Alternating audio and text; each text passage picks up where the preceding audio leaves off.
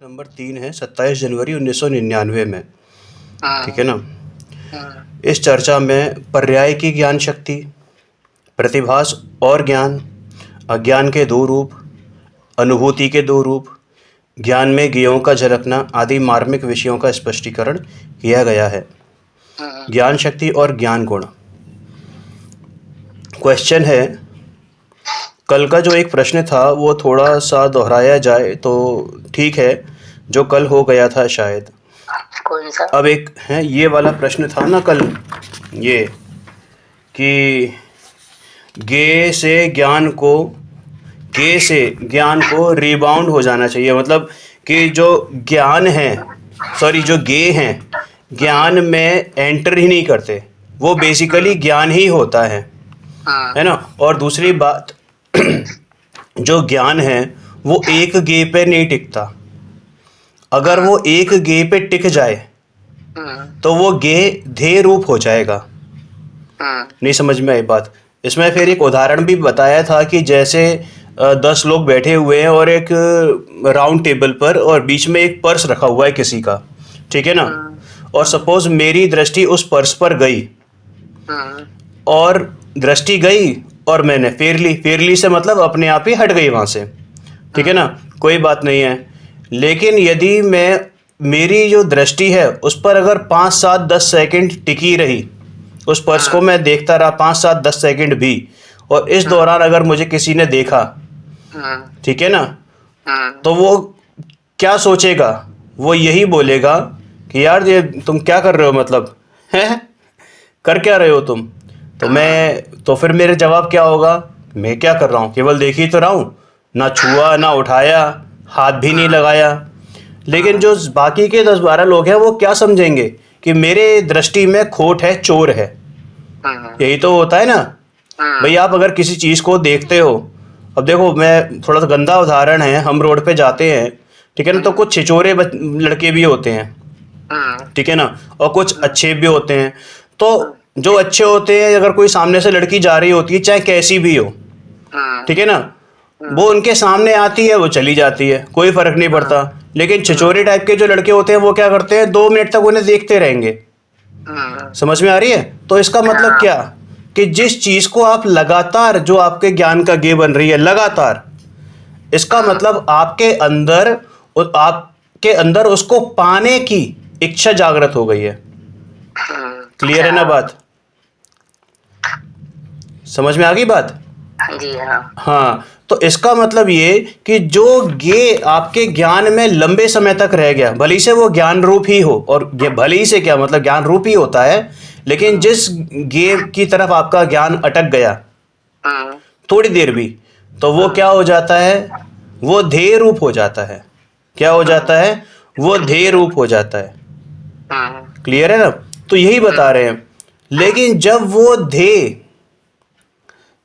ध्येय मेरा निज ज्ञायक भगवान आत्मा हो, मेरा निज ज्ञायक भगवान आत्मा हो, ठीक है ना, तो क्या कहा जाता है कि वो स्वयं ज्ञान है। क्या कहा जाता है? स्वयं ज्ञान है। और अगर गे की तरफ अटक गया, ठीक है ना, गे की तरफ अटक गया या बार बार उसकी तरफ उसका मन जाता है, तो भैया उसको कहा जाता है उचक्का। क्या कहा जाता है? उचक्का। हाँ, मतलब अरे उचक्का नहीं होता है, उचक्का उठाई गिरा। हाँ, है ना, चोर उचक्का उठाई गिरा, ऐसे कहते हैं ना कि एक जगह मतलब उसको जो है उसके प्रति लालच आ गया, लोभी, है ना। लेकिन जो भेद ज्ञानी होते हैं उनको मालूम है कि ये गे हैं और मेरे ज्ञान में बस ज्ञान बनकर आएंगे, उन्हें मुझे ग्रहण ही नहीं करना, क्योंकि मैं ग्रहण कर सकता नहीं। ऐसा नहीं कि मुझे ग्रहण करना नहीं है, करना नहीं है वो बात भी ठीक है, लेकिन मैं ग्रहण कर सकता नहीं ये बात भी ठीक है ना। ग्रहण कर नहीं सकता ना, त्याग उपादान शून्यत्व शक्ति है मेरे में, त्याग पर द्रव्यों का मैं कोई ग्रहण नहीं कर सकता, और अपने स्वभाव में से किसी चीज का त्याग नहीं कर सकता। आई बात समझ में? लेकिन भैया ये आज तक ज्ञान रूप हुए ही नहीं या हो ही सकते नहीं, तो अब कैसे? हाँ, वही तो बता रहे हैं ना कि ये आज तक ज्ञान रूप हुए ही नहीं। गे तो गे ही रहते हैं और ज्ञान ज्ञान ही रहता है, ठीक है ना। वो गे ज्ञान रूप नहीं होते, वो गे ज्ञान रूप नहीं होते, लेकिन जब मैं उनकी जो प्रतिबिंब मेरे ज्ञान में बनता है वो गे रूप नहीं है, वो ज्ञान रूप ही है। समझ में आ रही ना बात। गे तो भारी है ना, जो उस दिन रामचंद्र जी वाला एग्जाम्पल दिया था कि उनके पानी के कटोरे में चंद्रमा दिखाई दे रहा है, तो वो चंद्रमा क्या पानी रूप हो गया कि नहीं? पानी तो पानी है, और वो जो चंद्रमा दिखाई दे रहा है एक्चुअल में वो चंद्रमा नहीं है, वो तो चंद्रमा का प्रतिबिंब है जो पानी के आकार का है। तो ऐसे ही मेरे ज्ञान में गे का प्रतिबिंब है जो ज्ञान आकार है। किसके आकार का है? ज्ञान आकार है। समझ में आ गई ना बात। तो यही चीज थी। तो अब इसका एक कोई प्रश्नकर्ता है, उन्होंने प्रश्न किया है, हालांकि थोड़ा सा क्लियर नहीं है, बाबूजी भी इस बात को बोलते हैं कि स्पष्ट नहीं है कि उनका क्या मंतव्य है। उन्होंने पूछा है कि गे से ज्ञान नहीं होता और गे का ज्ञान नहीं होता। वही बात आ गई ना पीछे कि गे से ज्ञान नहीं होता, है ना। गे नहीं है हमारे ज्ञान का कारण, मेरे ज्ञान का कारण ज्ञान ही है, ठीक है ना। और गे का ज्ञान नहीं होता। अब गे का ज्ञान नहीं होता, ज्ञान किसका होता है? ज्ञान का ही होता है। समझ में आ गई ना बात। तो इस संबंध का तो निषेध है, ठीक है। तो ये कहा है कि ज्ञान शक्ति से कैसा है, ज्ञान कौमा शक्ति से कैसा है, ठीक है ना। तो कैसे आंसर दिया है कि देखो, ज्ञान आत्मस्वरूप ही है, शक्ति से भी ज्ञान ही है। क्या बोले कि ज्ञान आत्मस्वरूप ही है और शक्ति से भी ज्ञान ही है ना। अब वो थोड़ा सा पूछ रहे हैं कि शक्ति से क्या तात्पर्य है प्रश्नकर्ता का, है ना। कौन सी शक्ति की बात कर रहे हैं, क्योंकि शक्ति एक्चुअल में दो प्रकार से होती है। एक तो शक्ति होती है गुण, जो गुण होते हैं ना उनको भी शक्ति कहते हैं, और जो पर्याय होती है उनको भी शक्ति कहा जाता है ना। एक तो शक्ति माने गुण, जैसे कि ज्ञान गुण है, वो ज्ञान स्वरूप ही है, उसमें भी ज्ञान ही ज्ञान है। ज्ञान गुण में क्या भरा हुआ है? ज्ञान ही भरा हुआ, ज्ञान भरा हुआ है। समझ में आया ना। तो ऐसे ही, और जो ज्ञान गुण है वो किसका बना हुआ है? ज्ञान का ही बना हुआ, ज्ञान का बना हुआ है। अनंत अनंत ज्ञान पर्यायों का दल है वो, अनंत ज्ञान पर्यायों का घन पिंड है। अब घन पिंड का मतलब ये नहीं कि वो पर्याय उनमें डूबी हुई हैं, मतलब ये कि ज्ञान की पर्याय होती हैं, ज्ञान गुण की पर्याय होती हैं, है ना। समझ में आ गई ना बात। और ज्ञान शक्ति से तात्पर्य क्या है कि पर्याय शक्ति से, मतलब ये दोनों चीजें हो सकती हैं, ज्ञान गुण भी हो सकता है और पर्याय शक्ति भी हो सकती है, यानी ज्ञान की जो पर्याय है, ज्ञान पर्याय, वो भी शक्ति है। समझ में आ गई ना बात। तो जो जैसे ज्ञप्ति क्रिया कहते हैं ना, जिसको ज्ञप्ति क्रिया, यानी कि जिस क्रिया के माध्यम से मैं लगातार जान रहा हूं, जो ज्ञान की पर्याय हो रही हैं, वो भी शक्ति है, वो पर्याय शक्ति है ज्ञान की। यानी ये जो प्रति समय ज्ञान की क्रिया चलती है वो क्या है? वो पर्याय शक्ति है। आपको समझ में आ रही है ये बात? जी हाँ। गोलमोल तो नहीं हो रही? नहीं भैया। हाँ। तो अब ये पूछ रहे हैं कि तो इसका मतलब ये शक्ति से निरपेक्ष है? तो ये जवाब है क्या? अब आप मुझे ये बताओ कि शक्ति से निरपेक्ष, अब यहाँ पे भी दो चीजें हैं। यहाँ पर क्या है कि अगर हम गुण की अपेक्षा बात करते हैं तो शक्ति तो निरपेक्ष ही होती है। गुण कैसे होते हैं? सापेक्ष होते हैं, निरपेक्ष होते हैं?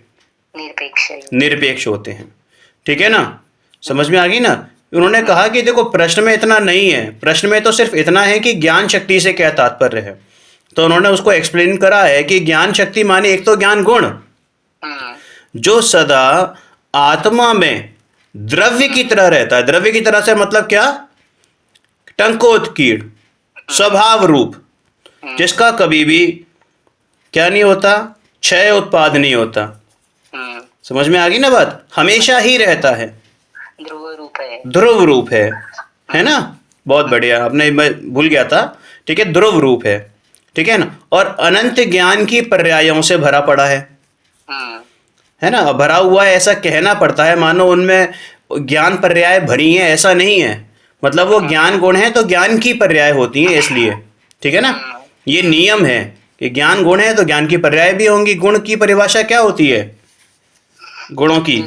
जो द्रव्य के संपूर्ण भागों में और अवस्थाओं में रहता और पर्याय, हाँ, और पर्याय की परिभाषा क्या होती है कि गुणों के परिणमन को पर्याय कहते हैं, है ना। गुण तो नहीं, गुण थोड़ी बदलते हैं, पर्याय बदलती हैं। गुण तो गुण ही रहते हैं। समझ में आ गई ना बात? लेकिन भैया द्रव्य में भी पर्याय होती है, गुण में भी पर्याय होती है और पर्याय में भी पर्याय होती है। हाँ, परिणाम तो सब में होता है। बिल्कुल बिल्कुल। देखो, जो द्रव्य को क्या जाता है, क्या कहा जाता है कि द्रव्य जो है, अखंड द्रव्य भैया गुण पर्याय का समूह है ना। वो गुण और पर्यायों का समूह है।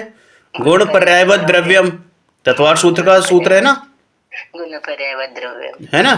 तो बस, और द्रव्य गुण पर्याय ये सब एक साथ ही होते हैं।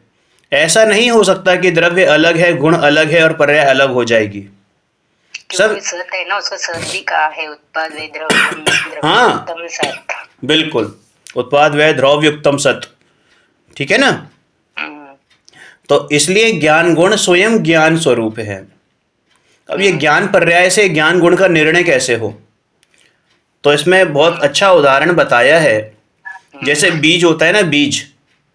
अब ये पूछा जाए कि बीज में पेड़ है या नहीं, अरे बोलो, है।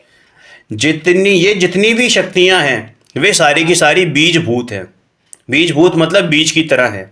जितनी भी शक्तियां बीज रूप हैं, ठीक है ना। जैसे अनेक प्रकार के बीज हों, लेकिन जब वो अंकुरित होते हैं, अंकुर फूटता है जब उनका, तो पहचाने जाते हैं कि ये फलाने का बीज है, ढिमाके का बीज है ना। इसलिए जो ज्ञान की पर्याय है उससे ये सब पहचाना जाता है ना, उससे ये सब पहचाना जाता है कि ज्ञान गुण भी उसी से समझ में आता है। किससे? ज्ञान की पर्याय से। कोई कार्य होता है तभी हमें मालूम पड़ता है ना कि हाँ भाई कार्य हुआ, उसका कारण क्या था। अगर मिट्टी आपके सामने पड़ी है, जिसको नहीं मालूम हो कि मिट्टी से घड़ा बनता है, जिसको नहीं मालूम हो बिल्कुल भी, ठीक है ना, वो मिट्टी उसके सामने पड़ी रहे तो उसको पता ही नहीं चलेगा कि ये किस किस कार्य की है, ये है क्या चीज। लेकिन जब उसके सामने कुम्हार निमित्त बना, उसका घड़ा बना, घड़ा बनाया, व्यवहार की भाषा में बात करें तो कुम्हार ने जब उसका घड़ा बनाया और घड़ा बन के तैयार हो गया, तब उस अज्ञानी को समझ में आती है ना बात कि अरे ये अच्छे मिट्टी से ही घड़ा बना है, यानी कि ये मिट्टी थी जिससे घड़ा बनता है। तो ऐसे ही ज्ञान की पर्याय से ज्ञान जानने में आता है। उसको पहले ज्ञान ही नहीं था तो फिर उसे मालूम कैसे पड़ेगा कि घड़ा मिट्टी का ही होता है। हाँ, उसे मिट्टी का ज्ञान नहीं था ना, उसे मिट्टी का ज्ञान नहीं था। ज्ञान तो था, उसे मिट्टी का ज्ञान नहीं था, है ना। तो ऐसे ही ज्ञान गुण भी कैसे समझ में आती है कि भैया ज्ञान की पर्याय से, और ज्ञान की पर्याय से ही आत्मा समझ में आता है ना। आत्मा कैसे जाना जाता है? ज्ञान की पर्याय से तो जाना जाता है, ठीक है ना। तो ज्ञान गुण भी उसी से समझ में आता है कि ज्ञान की पर्याय माने कोई कार्य हुआ तो कार्य के पीछे कोई शक्ति या कोई पदार्थ होना चाहिए। अब घड़ा बना तो घड़े के पीछे कौन ताकत थी? कि भाई मिट्टी थी। घड़े के पीछे कौन सी ताकत थी? उसका उपादान कारण क्या था? कि मिट्टी। तो ऐसे ही ज्ञान की पर्याय का उपादान कारण क्या है? कि ज्ञान। ज्ञान है ना। समझ में आ गई ना बात? अब अगर कोई पदार्थ है ही नहीं, कोई वस्तु है ही नहीं, वो बीज बीज बीज बीज है ही नहीं, तो पेड़ कैसे बनेगा?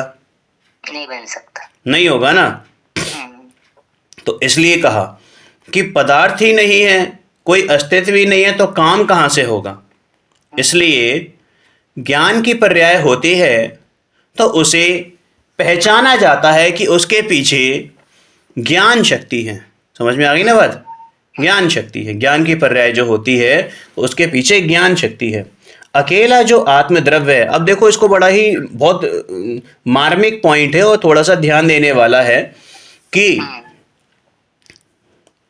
अकेला जो आत्मद्रव्य है, अकेला वो अनंत शक्तियों का काम नहीं कर सकता।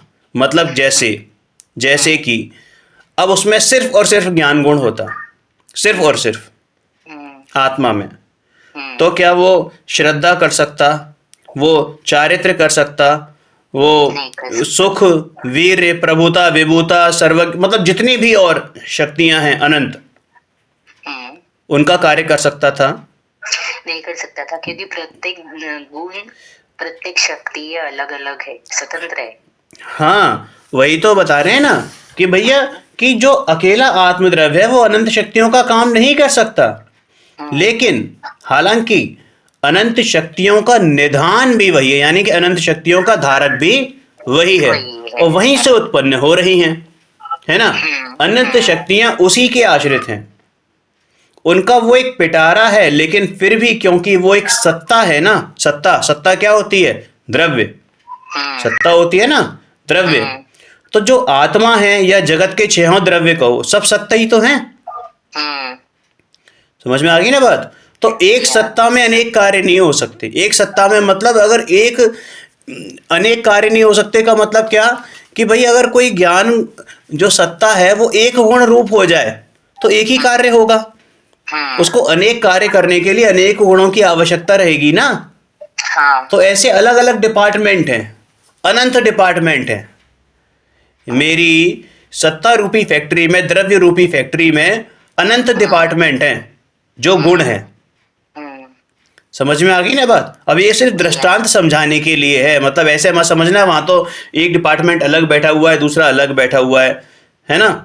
हम्म, काम सबका अपना अपना है। श्रद्धा गुण ज्ञान का काम नहीं कर सकता, ज्ञान श्रद्धा का काम नहीं कर सकता, चारित्र का नहीं कर सकता, है ना।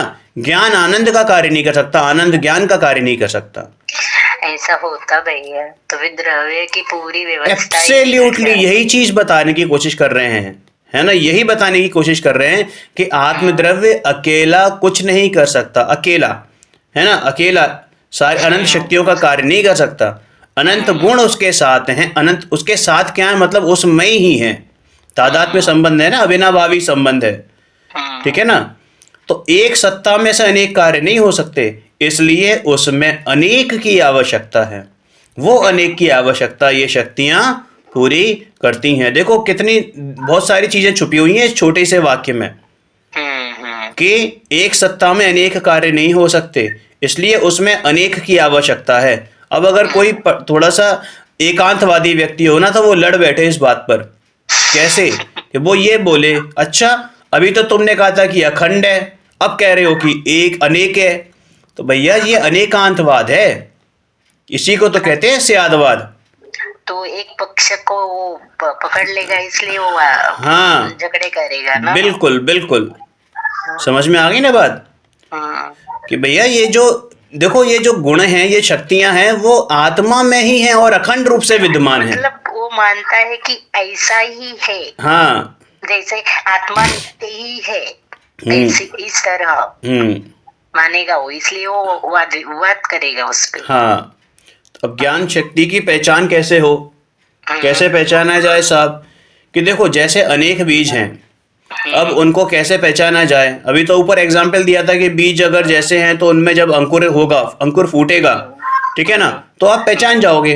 वैसे ही उपयोग से माने ज्ञान की पर्याय से सब पहचाना जाता है ना। ज्ञान की पर्याय भी पहचानने में आती है, जगत भी पहचानने में आता है, जगत का स्वभाव भी पहचानने में आता है, ज्ञान गुण भी जाना जाता है, और आत्मद्रव्य भी जाना जाता है। ये सब जाना जाता है, ये ज्ञान का कार्य है, अर्थात ज्ञान स्वयं पर प्रकाशक है। समझ में आया? अब देखो ज्ञान की महिमा बताएंगे, ज्ञान अन्य धर्मों से या अन्य गुणों से अलग क्यों है।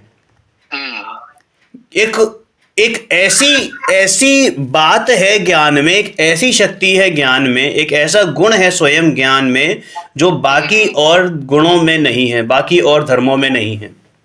पूछो क्या, या बताओ अगर आपको पता हो तो। नहीं, स्वयं पर प्रकाशक, श्रद्धा स्वयं पर प्रकाशक नहीं है। समझ में आ गई ना बात? है, चारित्र स्वयं पर प्रकाशक नहीं है, आनंद स्वयं पर प्रकाशक नहीं है, लेकिन ज्ञान ऐसा है जो स्वय और पर दोनों को एक समय में प्रकाशित करता है, दोनों को। ज्ञान आत्मा का असाधारण, अभी बताया था ना यही चीज की, जगत को भी जानने में आता है और आत्मा भी जानने में आता है, तो स्वयं पर प्रकाशक हुआ ना। अब ये अलग बात है कि वो पर को कैसे जानता है और आत्मा को कैसे जानता है ना। आत्मा को जानने के काल में, यानी कि स्वयं को जानने के काल में भी वो पर को भी जान रहा है। अब वो पर को जान रहा है मतलब पर को जानने के लिए कहीं बाहर नहीं भटकता, वो पर जानने में आ जाते हैं, है ना। तो भैया ये आनंद सुख और जो श्रद्धा है ये सिर्फ अपने में ही होती है। हाँ, अभी देखो आएगा ना, आप सब पढ़ो देखो। ज्ञान आत्मा का साधारण धर्म है जो किसी अन्य में नहीं पाया जाता। ऐसे ही दर्शन भी असाधारण है, श्रद्धा भी असाधारण है, चारित्र भी असाधारण है। ये असाधारण होते हुए भी सिर्फ ज्ञान एक ऐसा है जो स्वयं में भी व्यवसाय करता है और पर में भी व्यवसाय करता है, माने स्वयं को भी जानता है और पर को भी जानता है। यह ज्ञान गुण की विशेषता। हाँ, ये पर पदार्थ नहीं जानते, ये जितने भी पर द्रव्य हैं, पर पदार्थ हैं, ये नहीं जानते क्योंकि इनमें ज्ञान नहीं है। यहाँ तक कि जो ज्ञान के अलावा जितने गुण हैं उसी आत्मा में, उनमें भी ज्ञान नहीं है। चाहे श्रद्धा, चारित्र, सुख, वीर, प्रभुता, विभूता, कोई से भी गुण हो उनमें भी ज्ञान नहीं है। लेकिन ज्ञान ही एक असाधारण धर्म है कि जो अपने को भी जानता है और पर को भी जानता है, अपने को भी पहचानता है और पर को भी पहचानता है, अपने को भी अनुभव करता है और पर का भी अनुभव करता है। अब अनुभव का मतलब यहाँ ये वो नहीं कि मतलब अपने वो लीनता वाली बात, अनुभव का मतलब जानना, है ना। हाँ, समझ में आ गई ना बात। अब वो कैसे कैसे जानता है वो अलग प्रोसेस है, वो अलग विधि है, राइट। अब जो ये जो प्रति समय चलने वाला उपयोग है, प्रति समय चलने वाला जो उपयोग है, ये आत्मा का लक्षण है। उपयोग लक्षण कहा है ना, उपयोग लक्षणम, है ना। किसका लक्षण है उपयोग? ज्ञान का, जीव का। हाँ, जीव का लक्षण है। समझ में आ गई। तो जहां उपयोग है, जहां ज्ञान है, वहां आत्मा है। भाई जहां आत्मा है वहां ज्ञान है, जहां ज्ञान है वहां आत्मा है, ऐसा विनाभावी संबंध है ना। क्योंकि ज्ञान लक्षण है, उपयोग भी लक्षण है, तो जहां लक्षण है वहां लक्ष्य होता है। ज्ञान लक्षण है और आत्मा लक्ष्य है, तो जहां जहां ज्ञान है वहां वहां आत्मा है। जहां आत्मा का अभाव है वहां ज्ञान का भी अभाव है। इस तरह इसको अविनाभावी संबंध कहते हैं। ये ज्ञान की शक्ति है। समझ आया? बहुत सुंदर। देखो, ज्ञान से मोह का नाश होकर आत्मानुभूति होती है। थोड़ा सा इसको मैं पढ़ता हूं, फिर समझने का प्रयास करते हैं क्या लिखा हुआ है। देखो, ज्ञान की कई बातें हैं। क्या है? एक तो वो आत्मा का साधारण गुण हुआ, स्वयं और पर को पहचानने वाला, जानने वाला हुआ। दूसरा, ज्ञान से ही सारा फैसला होता है। भाई ज्ञान ही तो निर्णय करता है, ये तो हम पहले पढ़ चुके हैं कि ज्ञान ही सारा काम करता है। ज्ञान मतलब कम से मतलब कि फैसला करता है, निर्णय करता है, राइट। कि कौन अपने और पराये की कौन पहचान करता है? श्रद्धा करती है, ज्ञान। बस फर्क इतना है कि जब ज्ञान, देखो अभी भी अपने आप को जान रहा है ज्ञान, है ना। स्वयं प्रकाशक तो है ही ना, अपने को जान रहा है। लेकिन दिक्कत यह है कि स्वयं को जानने के काल में, मैं मिथ्या ज्ञानी की बात कर रहा हूं, स्वयं को जानने के काल में उसको ये नहीं मालूम कि ये स्वयं है। मुझे ये नहीं मालूम कि ये स्वयं है। समझ में आ रही ना बात? क्योंकि अगर मुझे ये पता चल जाए कि ये स्वयं है तो श्रद्धा उसी का अनुसरण करेगी और अपनी तरफ लुढ़क जाएगी, और वो क्या कहलाएगा? सम्यक दर्शन। समझ में आ गई ना बात? तो वो निर्णय नहीं हुआ है कि ये मैं हूं। कहते हैं, बोलते हैं, है ना, जानते हैं, लेकिन मानते नहीं हैं। दूसरा, अब देखो, ज्ञान एक तो वो आत्मा का साधारण गुण है। कौन? ज्ञान। स्वयं और पर को पहचानने वाला है, जानने वाला है। दूसरा, ज्ञान से ही सारा फैसला होता है। आत्मा को जो इसलिए तो भैया बताया ना, जैन दर्शन में करना कुछ भी नहीं, खाली मैं यही हूँ यही मानना है, और इससे ही उसी समय सम्यक दर्शन होता है। बिल्कुल। आत्मा को जो पर पदार्थ में अत्यंत मोहन बुद्धि है, मतलब मोह बुद्धि है ना, अत्यंत मोहमयी, अत्यंत एकत्व बुद्धि, उसका खंडन करने वाला। कौन खंडन करता है उसका? कि ज्ञान करता है। उसको समाप्त कौन करता है? ज्ञान करता है। क्योंकि वो जानता है कि ये संपूर्ण पदार्थ कैसे हैं, पर हैं, पराये हैं, इनमें मेरा कुछ भी नहीं है, मेरा इनसे कोई लेना देना नहीं है, कोई अधिकार नहीं है, पर से कुछ भी संबंध। हाँ, पर से कुछ भी संबंध नहीं। अब देखो, लोक में वो होता है ना, आपको डेमोक्रेसी, गणतंत्र होता है ना। हाँ। तो उसमें क्या होता है, जैसे इंडियन गवर्नमेंट है ना, भारतीय सरकार, तो उसमें उसकी क्या बनी हुई है? कैबिनेट बनी हुई है। क्या बनी हुई है? कैबिनेट, है ना। अब कि यहाँ पे ना, यहाँ पर भी वही डेमोक्रेसी है। सब स्वतंत्र हैं। क्या है? सब स्वतंत्र हैं। सबके पास अपनी अपनी एक कैबिनेट है। किस चीज की? अनंत गुणों की। किसकी? अनंत गुणों की। और उससे सब काम होते हैं। हर कैबिनेट अपना अपना काम कर रही है। हर गुण अपना अपना काम कर रहा है। क्या कर रहा है? हर गुण अपना अपना काम कर रहा है। ठीक है ना। और हर पदार्थ का एक साम्राज्य है। क्या है? हर पदार्थ का एक साम्राज्य है। हर पदार्थ का एक परमाणु भी अपने आप में एक क्या है? साम्राज्य है। मालूम है गुरुदेव को क्या कहते थे? कि तू चिदेश्वर और वो जड़ेश्वर। परमाणु पुद्गल को क्या बोलते थे? जड़ेश्वर। अरे वो भी तो ईश्वर ही है।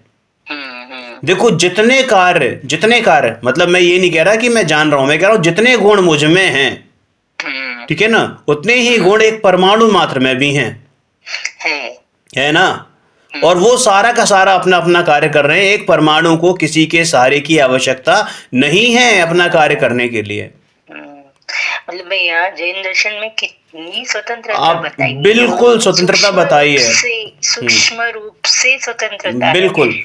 अब देखो ना, परमाणु भी दूसरे परमाणु का कार्य नहीं करता, अपना ही कार्य करता है। बरोबर। अब जैसे आता है ना, लोक में कहते हैं कि कण कण में खुदा है, यानी कण कण में ईश्वर बसा है। वास्तव में ईश्वर है। अरे प्रत्येक कण ईश्वर है, अपना अपना कार्य कर रहा है भाई, अपनी अपनी सत्ता है उसके पास, अपना अपना साम्राज्य है। और ईश्वर कौन होता है? जिसका ना कभी आदि होती है ना अंत होता है, अनादि अनंत। तो प्रत्येक परमाणु, प्रत्येक जीव द्रव्य, है ना, क्या है? अनादि अनंत है ना। एक परमाणु का कभी भी नाश नहीं होता। ये तो हम साइंस में भी पढ़ते हैं, an atom can not be created neither be destroyed. समझ में आ गई ना बात? ना तो उसको पैदा किया जा सकता है, ना उसको खत्म किया जा सकता है। ना आदि तो होता है, ना आदि है ना अंत है। तो भैया कैसा है कि अनादि अनंत है। तो जो अनादि अनंत है वो क्या हुआ? वो ईश्वर हुआ ना, अविनश्वर। समझ में आ गई ना बात? हाँ, तो हर पदार्थ का एक साम्राज्य है, अर्थात हर पदार्थ परमेश्वर है, ये ज्ञान ही जानता है। अरे ये पदार्थ न्यारे हैं, ऐसा बताने वाला जो ज्ञान है वह सबको न्यारा जानकर पर पदार्थों से अपने को क्या जानता है? न्यारा। न्यारा करके नहीं, मतलब उनको अलग करता नहीं है, क्योंकि अलग तो है ही, अलग मानता है, अलग जानता है। समझ में आ गया ना बात?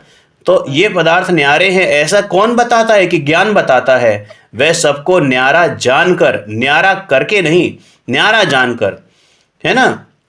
ज्ञान स्वभाव से और आत्मा के स्वभाव से जो न्यारे हैं, जो भिन्न हैं, उन सब से पृथक होकर, उन सब से अलग होकर आत्मलीन हो जाता है, आत्मा की ओर ढल जाता है। यानी जब इसको मालूम पड़ जाता है कि हाँ ये सारे के सारे पर पदार्थ मैं नहीं हूँ, मैं तो एकमात्र जाननहार हूँ। ये मैं हूँ, ये जो जान रहा है यही मैं हूँ। हम्म, तो वो अपनी ओर ढल जाता है, तब कहते हैं संवेदन हो रहा है। उसी का नाम स्व संवेदन है, आत्मानुभूति है, शुद्ध आत्मानुभूति है। इसी को मोक्ष मार्ग कहा है। समझ में आया हम्म, भैया? ये एकमात्र ये शुद्ध आत्मानुभूति ही मोक्ष मार्ग है, दूसरा कोई मोक्ष मार्ग है ही नहीं। और यही ज्ञान का असली कार्य है, यही ज्ञान का असली कार्य है। समझ में आया? देखो, आत्मानुभूति में 3 लोक और 3 काल का ज्ञान हो जाता है। कितने नहीं बोलते उसको। बिल्कुल। अरे अरे ठीक है कि ज्ञान पूर्ण नहीं हुआ, लेकिन जब उसने अपने को जान लिया तो समस्त लोक उसमें समाहित हो गया। आया है ना, जिसने अपने आत्मा को जाना, 9वीं 10वीं गाथा में समयसार जी की में, कि जिसने अपनी आत्मा को जाना उसने समस्त लोक को जान लिया।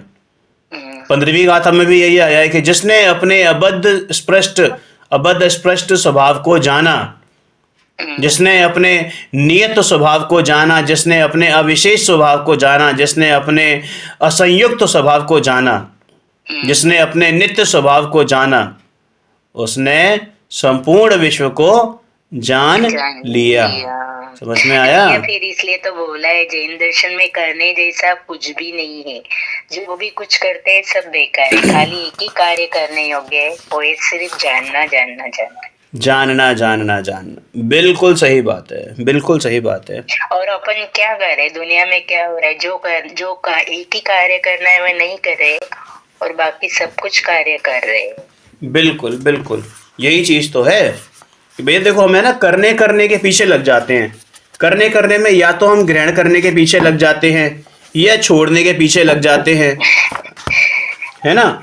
मतलब लेकिन भैया ये समझते नहीं है कि हम कुछ कर नहीं सकते या छोड़ नहीं सकते। जो बिल्कुल छोड़ा जाता है छोड़ा हुआ ही रहता है, और जो है ना है वो है ही, उसका अस्तित्व होता ही है। बिल्कुल बिल्कुल, समझ में आई बात? हम्म।